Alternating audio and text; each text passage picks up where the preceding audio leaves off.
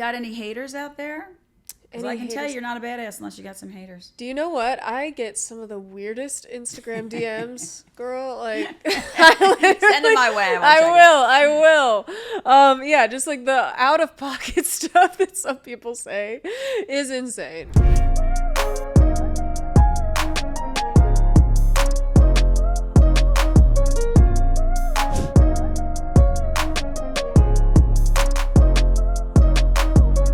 Deb, and this is Happy Hour with Deb, and today I have this new, gorgeous, fabulous Brittany Bishop on the show. Brittany, welcome to Happy Hour. Thank you so much for having me, Deb. I'm happy to be here. Oh my gosh, it's so great to have you. So, we have a lot to get into.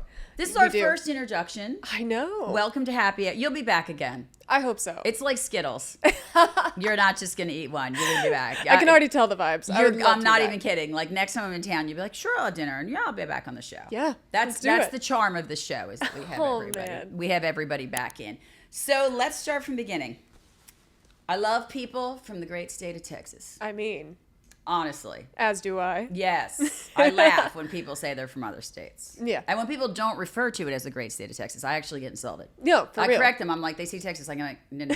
It's the great state You of don't Texas. Get it. You don't get it. You don't get it. It's a Texas thing. It is. It totally is. Everybody there is amazing, and then like you, beautiful and blonde. And you started in music. You were a little baby laying in a crib in Texas, listening to some kick-ass country music. Absolutely. From your mom, your dad, both, like...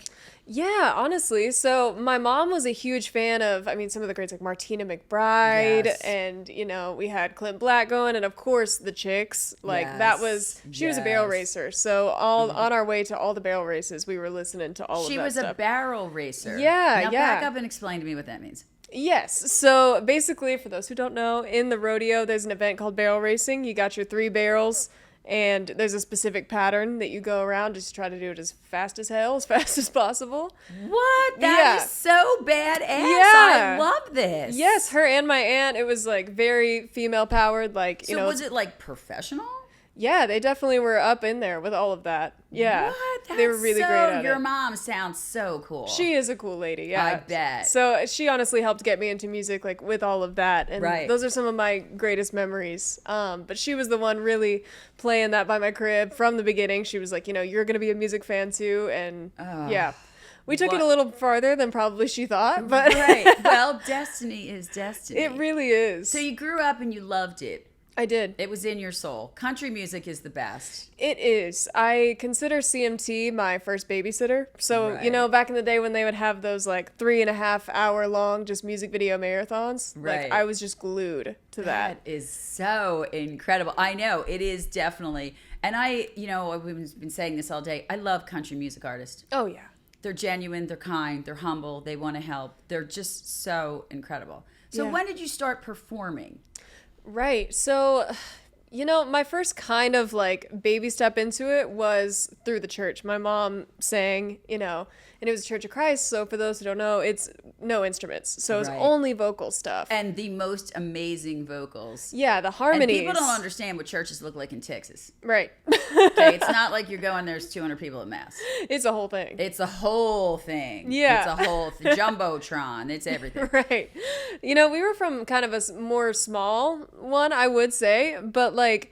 I don't know. It was very intimate as far as learning how to harmonize and stuff. Just going with her as a single mother. She was taking me in the mornings, and I was just laying on the pews listening to him practice beforehand. Wow. But harmony was my first love as far as a musical element. And so country music has that running through it, obviously. Totally, yes. Huge. So being a huge country music fan, kind of fast forward to high school, I basically went on the road with this Western swing band singing harmony for them. Wow. Yeah. What was that like? That was really insane. I remember like high school being like the most awkward 4 years of my life. No, yeah. Like let alone your performing. Right. Well, I think that was such a good outlet for me because I felt so much more at home on a stage than among my peers in school. Like I was way more nervous to just like exist in high school than go out and perform, you know? I because know. Those are 4 years I would not take back. I wouldn't either. No. The outfits, the whole thing, the drama, awkwardness girls. of me. Yeah. Yeah, no. Mean girls is the appropriate term. Yeah, no. I was a late bloomer, I would say. Me too. So that was not my prime. No, time. me neither. Had braces in high school for a good part of it, so Right. really good time. Well, your teeth are gorgeous. Thank you. It took a minute. But yeah, I mean, I felt really at home doing that. So you just around Texas you toured, or were you out of state? Yeah, pretty much around Texas. So we were just kind of hitting, we've hit everywhere from Austin to Kittiquay at the Buffalo Meat Festival opening for Mark Chestnut. We would do all this stuff. I love that. That's some country shit right there. That's what I love about Texas. Yeah. People are like, what? I'm like, you ain't lived. You ain't lived? Yeah, right. You know? And that's one thing I miss so much is like, it's just a good sawdust floor. Just like that good, because here, you know, there's some honky-tonks. There's some places that I dearly love. But it a lot of it kind of has like an ironic sort of twist to it. But like, it's so genuine down there. It is. And you're always... Well, that was when country music was, you know, I mean, now, thank God that it's now become like the American favorite. For a long time. Yeah. Nobody outside of that didn't live in the country listened to country music. Right. I mean, it's having a whole resurgence moment now. It's so good, and though. It's really great to see. I love the collaborations. I'm like, this is such a good vibe. So really you did that through high school, and then what? Yes. Yeah. So, you know, I didn't really know what I was going to do. But what I did know from the first time I set foot on that bar stage is like, this is it. Whatever I'm going to do with my life, however I'm going to go about. I'm going to do it from a bar stage. Yeah. I want a t-shirt. Let's get matching t-shirts. You know what? I think we should. Let's do that. Whatever write it down, we're going to do it from a bar stage. Oh, I'll remember that. Yeah, okay. Don't worry. My assistant Jake will have them drop shipped to us tomorrow. Yeah. Okay, awesome. But yeah, I mean, I just like had never felt a feeling like that before. It's incredible. I need to do this. Like I just that's know for the rest of my life. That's hard because that's an age where your confidence isn't really high. That's true. But I think that it was like, I don't know, something about it and looking around and seeing the reaction I got from, you know, singing that song. I was like, this is how I want it to be. I'm going to chase this forever, you know? Good. That's so great. And even to this day, I do tell people, I'm like, you know, the only time I really feel 100% truly like a person is when I'm performing. That's when I can truly be zen almost. You're an artist. You're meant to be an artist. That was your calling in life. Yeah. I mean. It's so beautiful that you stepped into the life that you love. Yeah. Because, I mean. You could have a regular job. Yeah, and I have before. Yeah, but those are no fun. No, they're not. No, I did not make People tell you what to do. It's like a big thing. I did not make a good retail worker, I'll tell you that. Did not really make a great server. I did not make a great... It's that whole rule thing. Yeah, no, I had trouble with that. I was like, me too. I kind of struggle. But me, what? I know. I'm like, but I want all of us to have fun. Like, to me, it's like, what do you mean we're working? That's so dumb. Let's not talk about that. For real. Right. Yeah, so I moved to Nashville at 18. Wow. What did your mom think of that? Or was she like, let's go, girl? I'm actually super lucky because I had a super supportive family when it came to that. Because not everybody gets that. It's everything. Yeah. It's everything. To know that somebody unconditionally has your back. Yeah. And they just believed in me from the start. And they were like, you know what, we do think... we're biased, but we do think you have something special.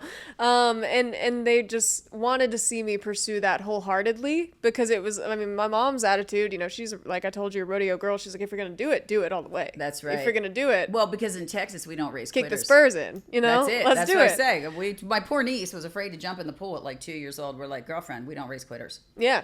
You know, like if you're going to do it, do it. Let's go. Yeah, that's incredible. So you moved to Nashville at 18. I did, yes. No manager, no guidance, just, well, I'm going to pack up my boots and I'm going to head to Nashville. I had gotten accepted, so it was like a month before, you know, the last auditions for Belmont University's music school. It is bravo. Yeah, so I literally just found out there was one more audition date once I kind of was like, oh, I need to go to Nashville. And I was like... all right, let's see if what you're going to be young on. and you're going to take this seriously, you go to Belmont. Yeah. I mean, and it absolutely kicked me into shape, I would say. I'm sure it wasn't easy. Because I had no technical training at all. Right. All I had was just my ear and...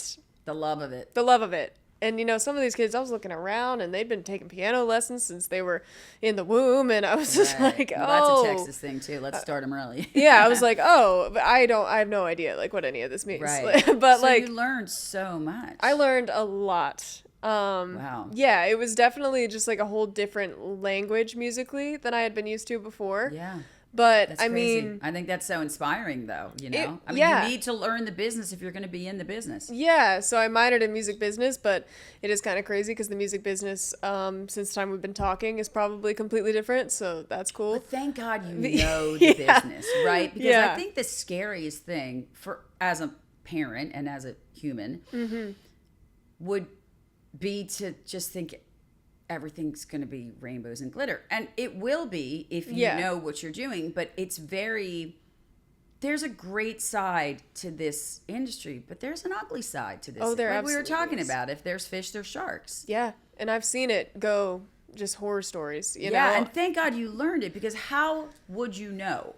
Like, we don't know what we don't know. And at 18, we don't know much. And how would you know not to just get a contract in front of you and sign away the rights to all your music? And, of course. And essentially your life. Yeah. I mean, the scary thing is that there's so many people that are managers. There's so many people that are record producers. There's so many people that'll spin you a bunch of stuff and promise things that they have no capability to do. None, right. And in this industry, I can't imagine. It must be like, you know, roaches when the lights go on, because literally there's probably, for every artist, there's probably 10 managers.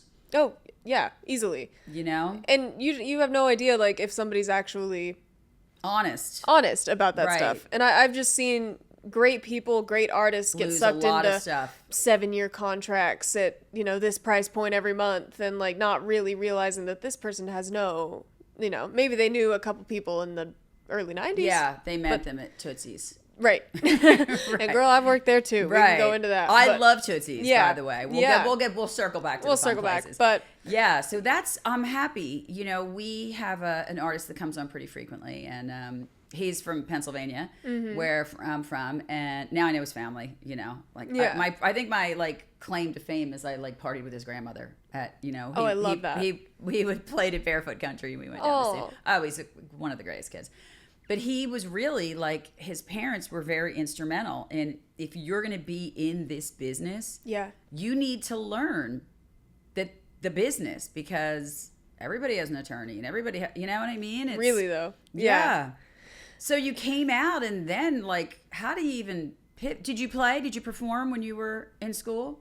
Yeah. So definitely a little bit. That time was so...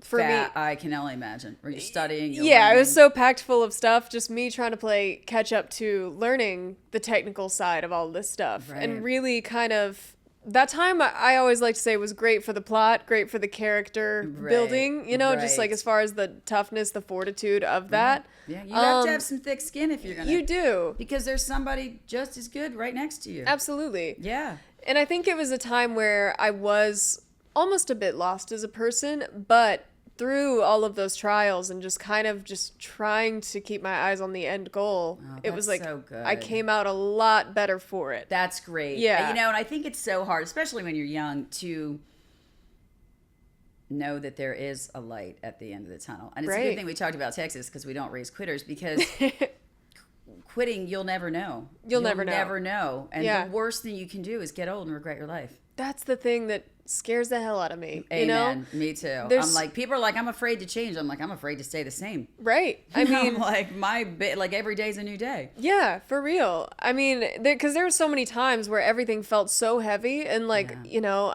how am I going to get out of this? How am I going to get to where I want to be? How am I going to change my circumstances? And it all felt so impossible at the time. But like, looking back, had I given up at that moment, yes, you know, I would have kicked myself every day. And you were meant to do this. Yeah, you know? yeah. It's really funny, because I told you I work, you know, with people, and I'm like, if you don't try, you've already failed. Right. You have to try. Yeah. Because there's a life meant out there for you that you're not living. Yeah. And that's the biggest thing. The thing that scares me the most is people that go from day to day doing the same thing. Yeah. Clock in, lunch at 12. I'm like, I could never You'd have to crazy glue me to this desk. Like, Literally. I just couldn't do it because to me, the interaction of people is what feeds my soul, you know? And Absolutely. if you're an artist, you have that same feeling. Yeah. I mean, there's been times where I was just talking to another artist friend, Daisy Sellis, the other day, and we were kind of having a moment where we were just venting to each other about how hard it is to be in this business. And it was hard. like, I was telling her, I was like, sometimes, you know, I could fantasize about just having an office life and just knowing the paycheck's going to come and just doing that and every day. And I was like, but I'd be miserable. Did I just say that out loud? And I was like, but I'd be miserable. I was like, and it's just like, there's no way that would ever work for me. Absolutely. You know? And I think like on my deathbed, I would be like, what did I do? What did I do? What did I do? I think when you chase your dream, the money follows. Yeah. If you're true to yourself and you treat people correctly and you work hard, the money will follow. Right. You know, you're very talented. The money will follow. Yeah. It's just, you know, they say this is a 10-year town. It is. And you've been here how long? 9 years. 9 years. Feels like 90. But I've loved every portion of the journey in different ways. It's a magical city. It's like Disney It really World. is. I'm like, when you get here, you just feel good. Yeah. It's such an amazing. So where is your favorite place to play? My favorite place to play is this dive bar in East Nashville. First of all, we were meant to be friends. Yes, I believe that. I'm not even kidding you. Nobody loves a dive bar more than me. It's the best People place are like, to go. we're staying at the Ritz-Carlton. I'm like, why? Why? Like, they're my people. Yeah. I love a dive bar. There's just characters there. It's just different. I love it. And I love it. It's such fun, and people that like are happy to see you, and it's such a great. I love it. Yeah. We should maybe rename the show Dive Bar. Dive bar with Deb. I love Dive that. Bar with Deb. I have to get on new marketing. But yeah, so it's this place called The Underdog, and it is the quirkiest. Okay, where is it? I've never been. East Nashville, right off Gallatin Pike, over the bridge. Okay, I gotta check it out. I'm playing there tonight, actually. You are? I am. Oh my goodness. Yeah. What time do you go on? Man, 10:15. 10:15. Late. Okay, that's great because we've got artists till late. But that is so amazing. Maybe my better half is flying in today. Yeah, that is awesome. So yeah, he's never been to Nashville. Oh, so this is going to be so a whole I waited experience. till after like the season. Like if I would have brought him down during the CMA Fan Fest when we shot, I think he would have lost his noodle. Yeah, you see, CMA Fan Fest is quite a. It's quite it's a little. I mean, I was rattled and I love chaos. Oh my God, yeah. So I waited. I'm like, come in December when it's because it's getting ready to shut down here. And, right, it's a little more chill. Where you don't have like everybody getting married that's throwing up on your shoes. Yes, absolutely. Where you can really enjoy the music. Yeah. As opposed to standing in line and, Yeah, during some of the prime summer months, it just gets... It's nutty. I mean, as someone who performed down there for years, overstimulating would be a good word for prime summertime. That's why I felt during the CMA Fan Fest. At like one point, I'm like, we need to tap out. We gotta go. It's enough. Like it was just very like I was feeling overwhelmed. Yeah, which is hard for me because I love. Right. Yeah. I mean, like when we would be running the tip bucket through the crowds and stuff, and like they would be like, "All right, Brittany, it's time to go run the bucket." I'm like, Where am I gonna walk? Right. How are we gonna do that? I know. Do you perform your own music or do you cover? So now it's all original stuff. That's so great, Brittany. Yes. I love this so much. Me too. You have fans and people that come to see you. Yeah. Is that like a whole different... Because everybody starts playing covers, right? Of course. That's how you start music, right? Yeah. It's the reason we all know the same songs. For sure.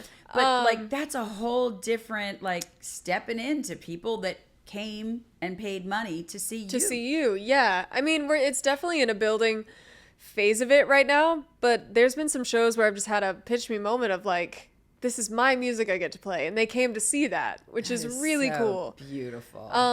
Because my time on Broadway, I did absolutely cut my teeth and played the covers, and it was really also a very character building time for me. Yes, but I mean, it's a tourist town. Yeah. Until you're here a little while and you build a fan base or you get some kind of following, you have to play covers. You have to. And I would not trade that time for the world. Good, bad, the ugly, the whole thing. Right. But it was so important for me it made me the performer I am today. It's an impossibility to do it any other way. It's exposure therapy. You can't think, right. It's 10,000 hours. Amen. It is. And it is also every insane possible thing that can go wrong will go wrong down there. Oh. And it will be on 11. Yeah. So yeah. by the time you're like in a situation that's a little more under control, you can kind of, you're prepared. You're like, totally I've seen prepared. it all. Wait, I need to know what the cover song is you played the most, or you love the most, or you hate the most. Not that we're insulting anybody, because all art is beautiful. Right. All art is beautiful. I think that it is, after you sing it multiple times a night for years on end, it kind of gets there. Right. Okay. Let's start here. I love Who loves Brittany? I love Shania Twain so much. course. She is a queen. She is a queen. You know, an icon of country music. If I have to sing, let's go, girls. Yeah, you know, feels like a woman. Man, I feel like a woman. Right. One more time. Can I tell you the funniest story about this? All right, I love my friends. Mm-hmm. I just like spending time with them makes me hard. And when you do a job like this and you're on the road all the time and you miss the like things, you know, Right. you're like So we went on a cruise in October. I'm gonna go ahead and say this, and I hope the audience is. I don't really love cruises. Okay. I don't like to be confined or have a reservation at 6. Like when I'm on vacation, I want to wear that bathing suit until it falls off, and then shower, and then put another bit. That's how I like to vacation, because you know we think all day long. They played "It's Raining Men" on this cruise. Every minute. Every minute. It's all I ever heard, and I was like, "Oh my god, I can't." No. I mean, I think if I never hear it again, I'll be fine. Yeah. I'm like, oh my god. I wonder what. And well, it was a Princess cruise ship, Princess line. So they played the Love Boat. You probably don't even remember what the Love Boat is. The Love Boat was a like sitcom that was on. Okay. And they played that, and I was like, oh my god. I remember my friend that I was staying with.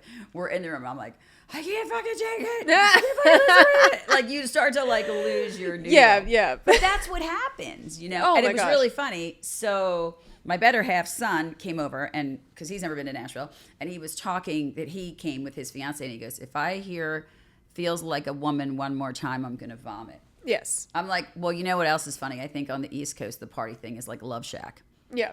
You know? Oh man. Right. Yeah. Did you ever do Love Shack or no? No. I actually didn't, but I used to at karaoke at the Buffalo Wild Wings. I back in love Texas. that. Absolutely. I love a good karaoke. Yeah, I mean, you have to. Fun. We'll have to go one night. That would be so fun. You don't have to go out in karaoke. They'll be like, it's very obvious which one's the professional. But you have to pay your dues. So you really do. You do. So now you're booked and you go play for your fans. Yeah. What's the greatest compliment you've ever received? Ooh, the greatest compliment I've ever received. I would say anytime, like, let's say specifically. So my song Neon Lights, the first single I put out off this record, it was written about my time playing on Broadway, right? And so, you know, kind of the struggles that went along with that. Right. But everybody's probably like, I feel that. When I get messages or I get things from other people that have, you know, played down there, other people going through different situations saying, I play this song every time and I hold my head up high to go in there, and I really relate to it. It makes me feel better. Like That's I feel awesome. seen through your song and That's the lyrics amazing. of that. Because that's what my favorite artists have done for me, honestly. Right. It's felt like a friend in times when you felt like nobody understood. Absolutely. And you we hear that talk song. about it all the time, that music moves people. Yeah. We all have, every significant moment in our life has some form of music around it. Yeah. It moves people. It does. It's their best friend when you have nothing. You know, it's, you cry it through, you know, like I love Jelly Roll. I'm telling you, like I cry through Jelly Roll every single time I hear it, because to know, just to see the passion and to know that artists, you know, we're all walking around just trying to be humans. Right. But we're also humans with emotions. Yes. So it's just that's unbelievable. So Yeah. how much now is there a slow period? I know this is Nashville's slow period. Right. Like as far as parts of the year, I would say holidays time, like this stretch we're heading into. Yes, I know. Kind of, it's a shutdown time. I know, until like mid-January, end of January. Yeah. So it's kind of like in the middle of releasing these songs for this record and stuff. I'm like, okay, well, we're going to have to skip over these 2 months. But like, I'm just the type of person that I want my hands on. I want to be doing something. I want to know that what I'm doing is leading to something better. And so that's beautiful. The shutdown period for me is kind of like maddening, because I've had a lot of artists that have said that it's difficult. Yeah. It was very difficult during the pandemic, and it's, oh my God, it's very difficult because it's a social job. Yeah. You're used to, you know, going out. Right. Got any haters out there? Because I can tell you're not a badass unless you got some haters. Do you know what? I get some of the weirdest Instagram DMs, girl. Like, send it my way. I will. Yeah, just like the out of pocket stuff that some people say is insane. Mostly men. But yes, I can only imagine. But yeah, I mean, it's not all like just what you think. Sometimes it's just like, I hated this. I hated what you did there. Excellent. Thank you for telling me. On Thanksgiving morning, I got this like novel about just nonsense. Why aren't you basting your turkey like that? Yeah, for real. I don't know. I never. It was because I had, drag queens in my music video, and I was like, okay, you chose. Well, then don't watch. I was like, I literally did not ask you to watch. I did not. Right. I was like, nobody pinned you to a chair. I did not. Yeah. I know. But I think, honestly, you haven't made it in an industry until you have some haters. Yeah, I mean, it's about the whole process of disruption. And honestly, people can hate on things for different reasons, but a lot of the time it's they don't understand it. Right. Or they're jealous of it. Right. They're jealous of it. Or they're judging. Like, it makes them feel something that they don't understand. I'm always like, why are you judging me? No one told you to watch. Literally. Yeah. It's such a crazy. It's do it or don't. It is. It's so crazy. Do people recognize you when you walk down the street sometimes? No. Not really. No, we're not there yet. All right, we're going together. Okay. You and I. We're getting like neon lights and we're going together. Yeah, because I imagine that. But even for people to go see you that are following you, your music, that's got to be like, wow. It is. Yeah. And I mean, this year has really been the first year that I've stepped into the original music. So good. Solo thing. So like, yeah, I'm kind of a baby in that sense of it when I've broken off from the safety of playing covers and knowing that that's going to bring the money in. We're singing covers when we karaoke, by the way, just so you know. No, I love to do that. Okay, but we're not singing. And I love Shania Twain. She's a queen. She is. We're not singing she is. We're not. And Maybe a little Paradise by the Dashboard Lights or something. Okay, come on now. I've been known to, let's see. I've been known to do a little Hysteria by Def Leppard. There's too long interludes in it, but it's fine. I don't even care. It's fine. We'll have a glass of champagne first. I think we should. We're gonna get up there. It'd be fine. I'm not like afraid of anything. So. No. So yeah, I get it. That's so funny. So that like feeling that people paid to come in and see you. Yeah. That's incredible. Yeah. And tell me what it looks like in 5 years from now. In 5 years from now? Right from this moment. We'll be sitting, hopefully, maybe the Omni. Maybe we'll go to the Westin. It doesn't matter. Right. But maybe we'll just go to the Underdog. Honestly. Yeah. Honestly. I would love that. It is evergreen for me. I love it there. Let's go there. Yeah. 5 years from now, I would love to be able to put out a record a year. Wow. Honestly. That's a lot of work. I would love to have a seat with my name taped to the back of it at the CMAs. Yeah, man. That's what I want. Absolutely. And I would next to like Keith Urban. Of course. Yeah. I mean, I had a crush on him when I was a kid. I still have a crush. And I mean, how can you not? He looks great. Exactly. Better highlights than I've ever seen. Truth. Happily married man, but damn, he aged beautifully. Really, he did. Mm-hmm. And my all-time dream, my all-time little pipe dream is to have a song either co-written or featured with Jason Isbell. That would just do it for me. Yes, you'll get there. I want to. You totally will. And I want to play the Ryman. That too. Yes, has always been such a dream of mine. And place. I recently tried to manifest it with the whole Windows tattooed on my arm. You've been here 9 years. You've seen a lot of changes in this city. I have. You've seen a lot, and there's a lot of changes in Texas. And it's such a great city that. There's no doubt in my mind that you're not going to be doing that.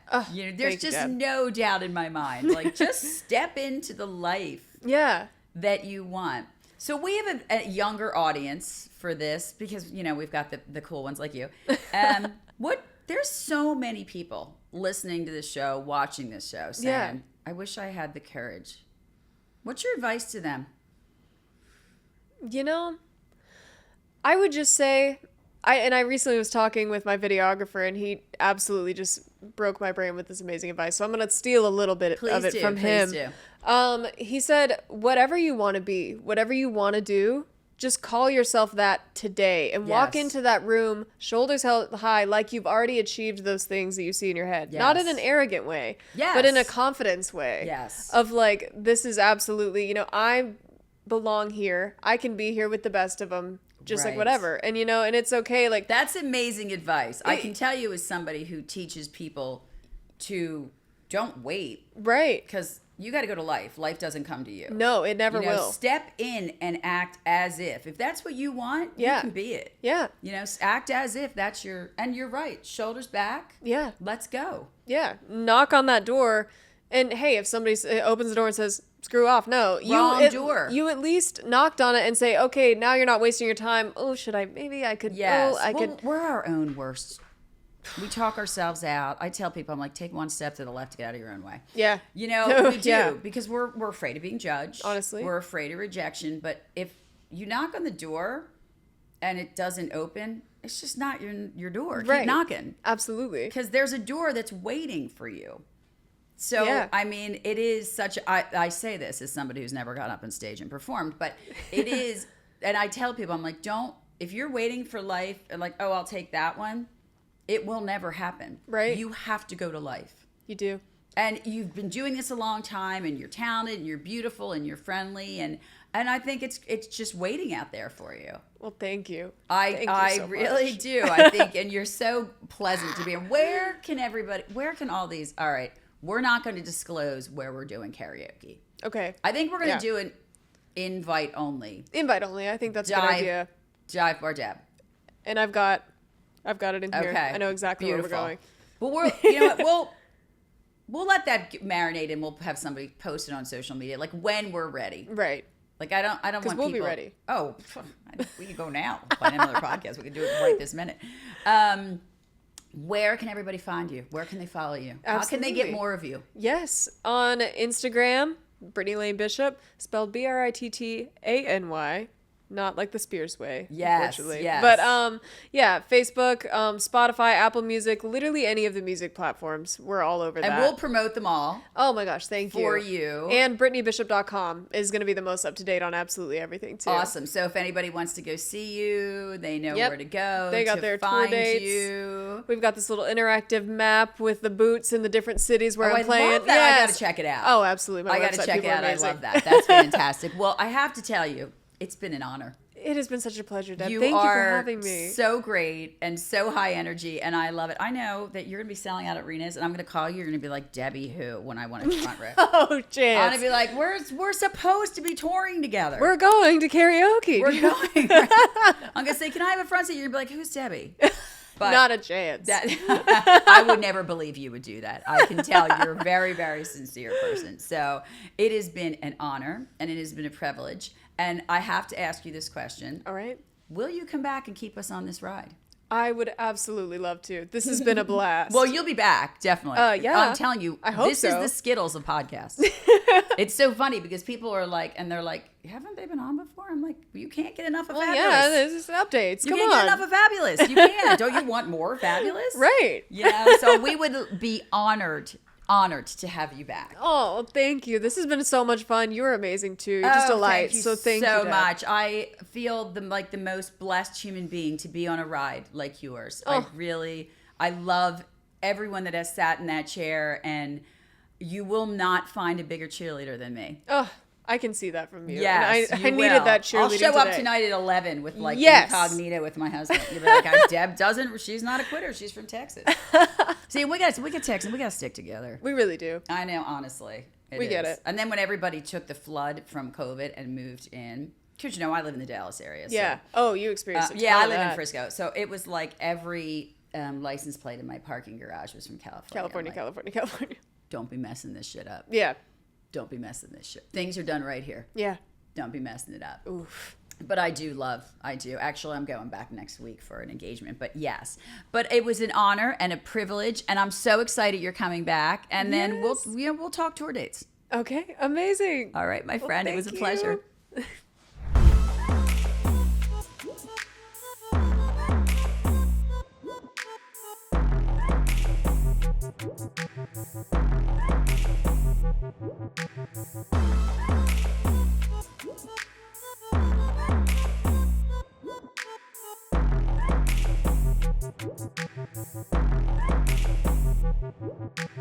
you.